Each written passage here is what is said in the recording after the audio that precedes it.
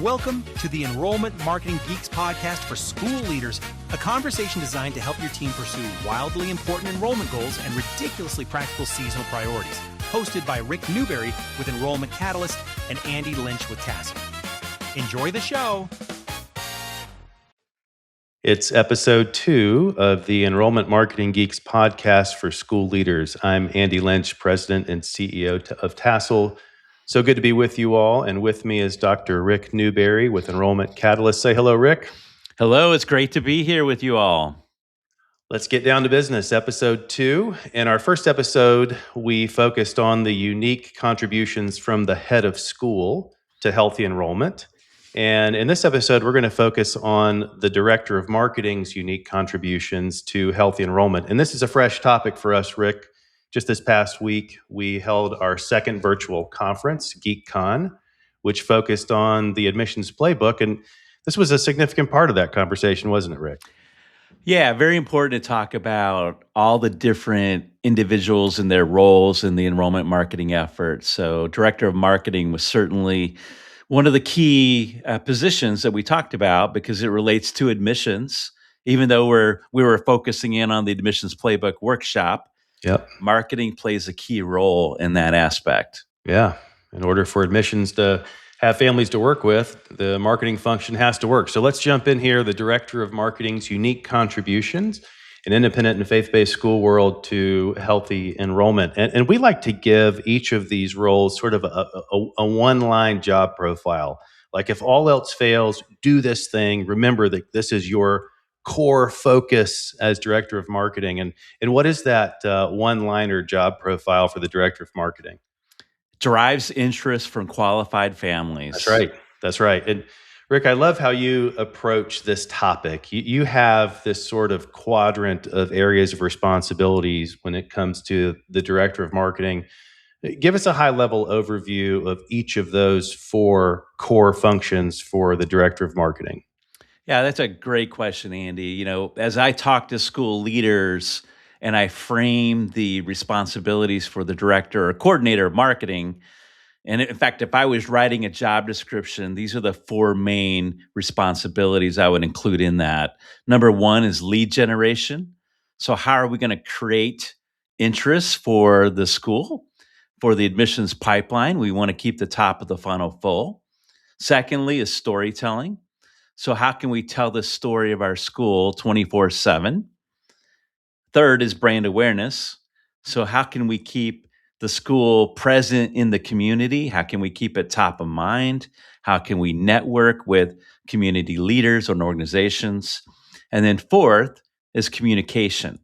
And that's more focused internally on communicating the school and the value of the experience on a day-to-day basis with the current families. Yeah.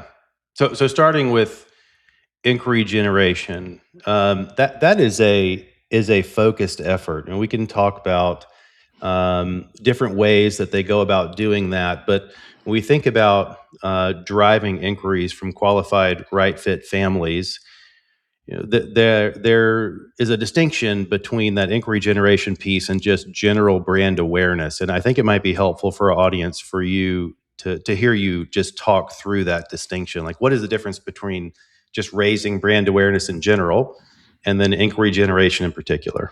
Yeah, I mean, the main difference is that, you know, general awareness is top of mind. You know, our parents thinking about the possibility of your school when they're considering school options.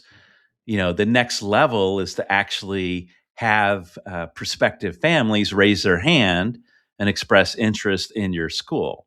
That's where that lead is generated, where you know that family and who they are, and you could begin the process of nurturing them throughout the admissions effort. Yeah. I think for the purpose of our conversation here, I'd like to start with brand awareness. When we think about the other GeekCon, the other virtual conference that we've done this past summer, we focused on the phases of the family journey. Of course, the first one is awareness. And they can't choose you if they're not aware of you. Right. And we think about brand awareness. I was just visiting with a school this morning, just outside of Charlotte, and one of their campuses is full. and they're questioning, like, what do we need for marketing right now when our school is full? And you and I say this all the time. It's always a good time to tell your story to prospective right fit families, and they can't enroll with you. They can't express interest if they're not aware of you. So that brand awareness, from my perspective, one strategy there is having an always on digital campaign that just raises awareness of your school within the community. And even for schools that think we've been here for decades, everybody knows who we are, I want to remind them that education is a river, not a pond. It's not a stagnant body of interest. You've got new people, new families that are aging in, new families that are moving into the area, perhaps new families that are transitioning in. They've been doing perhaps public school, and they're thinking, like, maybe we want to do an independent or faith-based school in this next age and stage. They're looking at doing something different. So that brand awareness is such an important area of focus for that director of marketing. Anything to add to that? Yeah, I just wanted to go back to lead generation because that's one of the main goals of the marketing director or coordinator. Trying to convert that general awareness into specific leads for admissions. We want the marketing responsibility to fill the pipeline for admissions. So to be able to put strategies in place, and we talked all through these strategies at our various workshops. You could fall back to traditional marketing, and you can think about some of the old time advertising strategies, which we never recommend. I mean, we typically don't recommend direct mail, print, billboards, radio, TV. That can create awareness, but it typically doesn't result in a lead coming into admissions. And then there's online marketing, and that's what you guys at Tassel specialize in. And there's lots of ways to be able to generate leads through online marketing. You want to give us a high level summary of online marketing? Yeah, and I think this is where understanding where you need to drive interest is so important. If there's a particular age and stage where your enrollment is soft, being able to target, whether it's through paid social, paid search, the AI SEO strategies. That's a combination of optimizing not just for traditional search engines, but also for AI platforms as well. But from our perspective, you want to have some sort of always on inquiry campaign. Just quick snapshot, paid social ads. People go to their social media feed not to shop for schools, but they've got some discretionary time. And as they're scrolling through their feed, they come across your ad. If they have an interest, or perhaps they know someone who has kids in your school, they're curious. They're going to click through. And we are actually seeing right now paid social performing very well. The paid search is more intent based. Think Google ads, for example. People are typing in very specific search terms, which shows that they are interested in buying. The key concept here to keep in mind of both of those strategies for directors of marketing, those are coin operated strategies. When you stop putting coins into the advertising machine, your visibility will stop, which is why that AI SEO, that optimization for AI platforms and search engine platforms broadly, is such an important strategy. So when you pull back on, to some degree, your paid strategies, you still maintain a high level of visibility. And of course, more and more families are doing extensive research through AI platforms before they ever even get to your school's website. So That's right. it's important for directors of marketing to understand, how do we show up on these AI platforms? How do we show up? I've been in conversations where people do this in real time for the first time, search for their school on AI platforms, only to find that it's wildly inaccurate. Like, where's this information coming from? Director of marketing needs to be on top of that. Word of mouth. I know that's another key driver, and this is an area of expertise for you, Rick. Talk to us about the significance of word of mouth and inquiry generation. Yeah, it's very important for that marketing director to think about ways to inspire more word of mouth in the community. Because, typically if I'm in a room and I'm giving a presentation at a conference, and I was just recently at the Fax Elevate conference, I asked this question: how many of you would say that word of mouth is your main inquiry source? Everyone raised their hand. And then the next question: how many of you have a plan in place to drive more word of mouth? No hands went up. Mhm. And so that's the point, is that a marketing director needs to consider word of mouth strategies to be able to drive those leads from from families within your school community out to the community, their friends and contacts. So the marketing director needs to think about all those different ways, from online to word of mouth, to primarily drive those leads into the admissions pipeline. And so we could go further in depth into all those strategies, but that's what a director of marketing should be doing. Should be thinking about how to drive more interest through word of mouth, how to inspire that from the current parent population so that they would be advocates and share for the school to their friends in the community. I don't want to leave this particular area of focus until we touch on the significance of coordinating with the admissions team. Right. It's stunning to me how many marketing teams, how many admissions teams that I talk to, and I know this resonates with you as well, where I ask them about how they are syncing with either their admissions team or marketing team, vice versa, and it's very informal. They don't have a structured weekly meeting, and we are huge advocates of a standing weekly meeting between marketing and admissions that includes the head of school. And for the director of marketing, that's so important because you have to understand both quality and quantity of the inquiries that you're delivering into admissions, and also understand the follow-up process. And we've worked with some teams where the marketing director is pulling her hair out because the leads, that's the inquiry she's generating, the admissions team is not following up with them effectively, or they find out like, I know you've done a lot of work with inquiry processes, and they're just all over the place. And without that standing weekly check-in, it's difficult for the director of marketing to know what's working, to really be in touch with the numbers, to understand where and how to optimize, and for those teams to understand each other, and because they have common goals, Right. whether they know it or not, they have common goals, and it's baffling, even among large schools with multiple people in these offices. It's like the level of confusion can only go up in some cases. So, any thoughts on that before we move on to the next area of focus here, just the significance of marketing and admissions team collaboration? I think the key is alignment, and that requires regular meetings, that requires communication. So, marketing is working toward the same goal as admissions, but they have different responsibilities. But it's all towards the same effort of driving enrollment within the school. So that's why you and I often talk about this, and we teach it in our workshops, where the marketing and admissions team have to meet on a regular basis. And we'll talk about that in the next episode as we look at, the admissions director.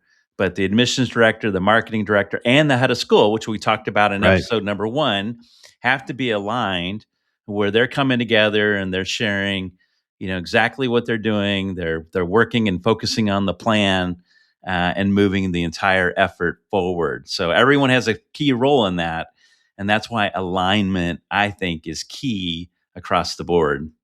Two resources that will drop into the show notes here. As I mentioned, Rick's done a lot of work in the word of mouth space. His 9 drivers of word of mouth. We'll put a link to that on the Enrollment Catalyst blog. And then I get questions. Okay, we should be meeting every week. What should we talk about? Tassel has produced a meeting agenda template that you can download and make your own.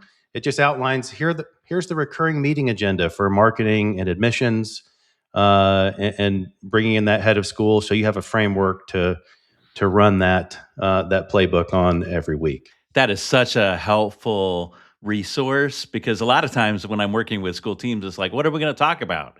What is our agenda? We need to be able to focus in on, the results. We need to look at the initiatives, the priorities, and see how that alignment's taking place. That's right. All right. After the break, we'll pick it up with storytelling. You're listening to the Enrollment Marketing Geeks podcast for school leaders, hosted by Andy Lynch with Tassel and Rick Newberry with Enrollment Catalyst. Visit enrollmentmarketinggeeks.com to access free resources and learn about upcoming events, that's enrollmentmarketinggeeks.com.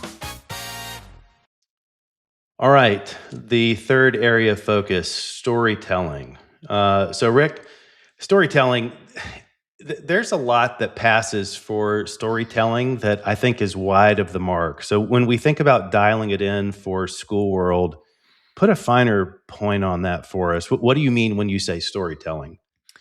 Yeah, I think in its simplest form is being able to communicate in a compelling way what is actually taking place day to day at your school. So it could be from the parent's perspective, the student's perspective, could be an alumni story, it could be a faculty member sharing, what they're doing in a classroom. But it's bringing to life what's actually taking place in the everyday experiences at your school through the power of a story. And so you can do that in multiple ways.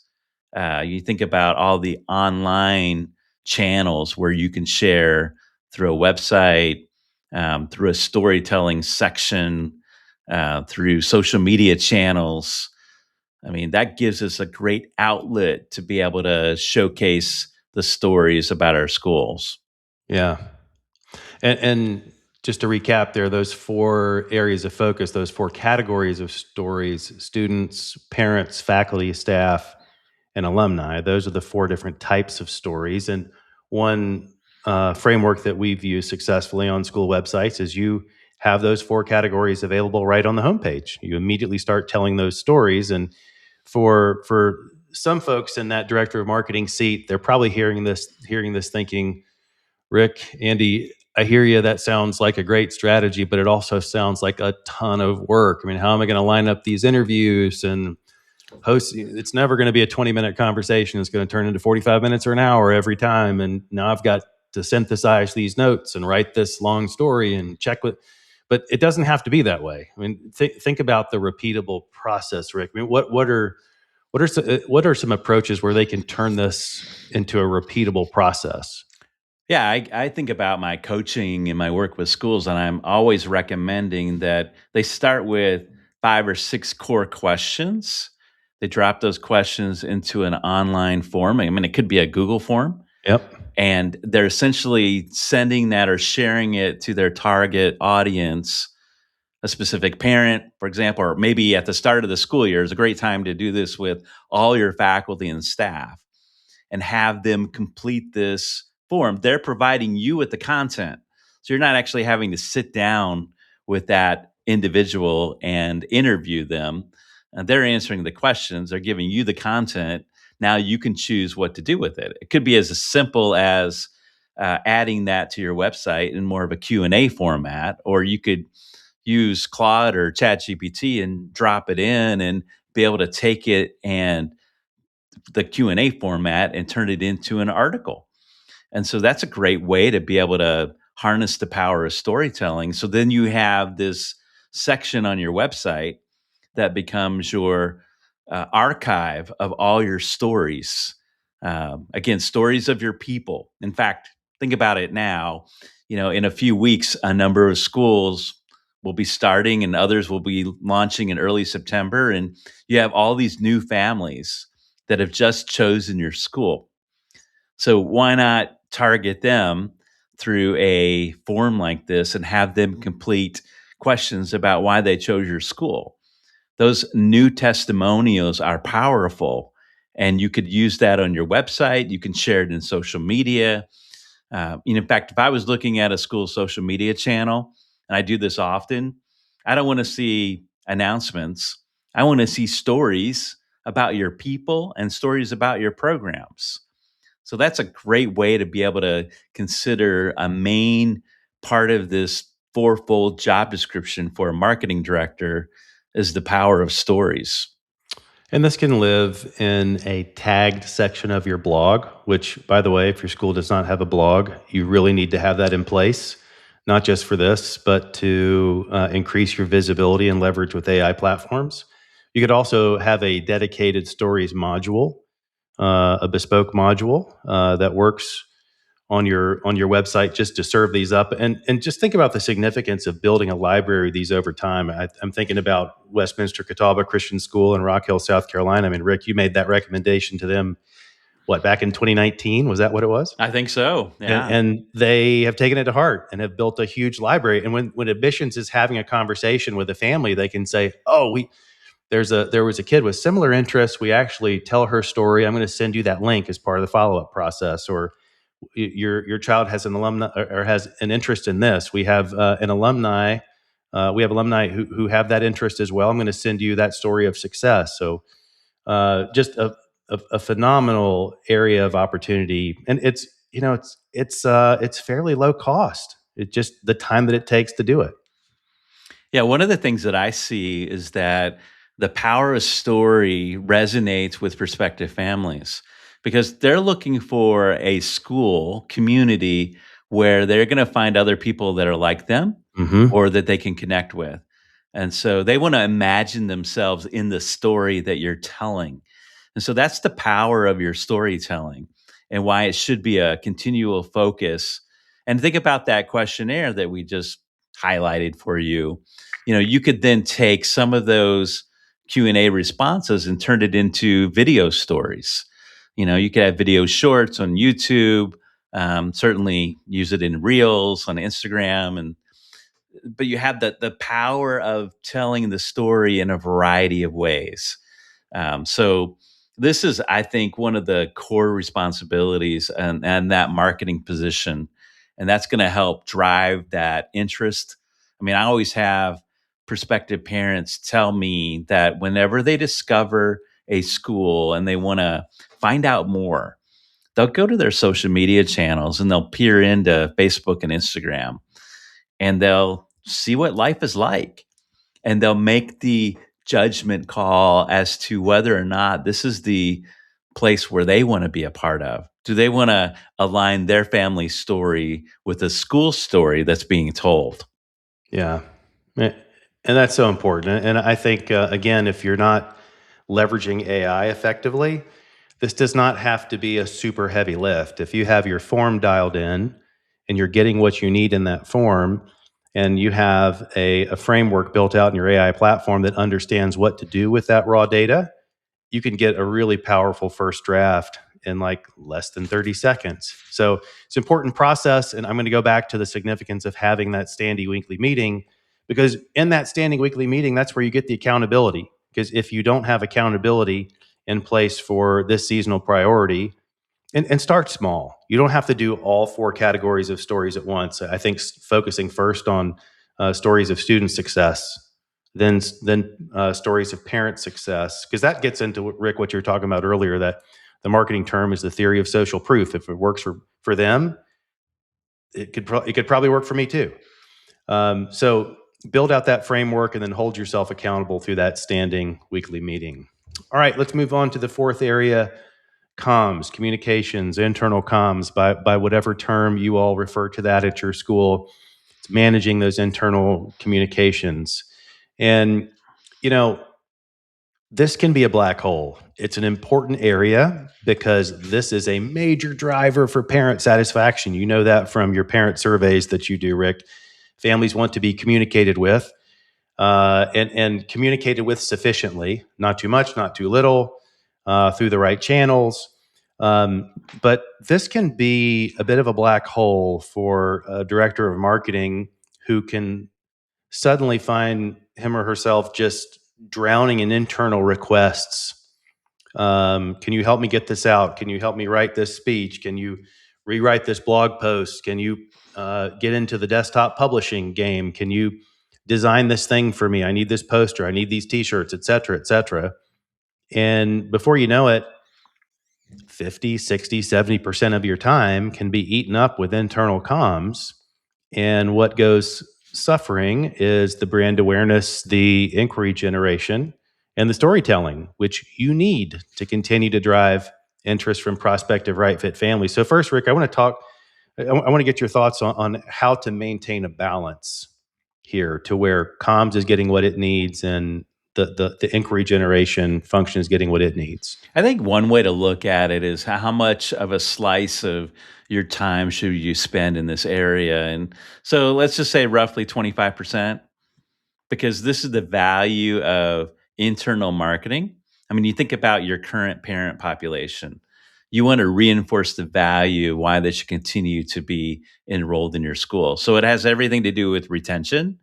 And so certainly the other categories like storytelling is going to overlap to communication, because what you're doing on social media is not only going to have the impact in the community at large, but actually a big part of it is going to be back to your internal communication, internal community, and resulting in that continued communication. So when you think about communication, it's also what you would do to intentionally be able to communicate to your core constituency groups. Mm-hmm. So, like thinking about your parent communication, that regular email newsletter that goes out on a weekly basis.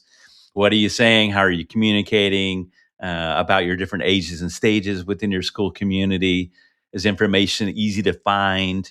Is that available on the website? Is a calendar there? So, all those details go into that, but also your external stakeholders too. Think about your alumni, think about your donors. So there needs to be an active role in communicating to those core groups. Yeah.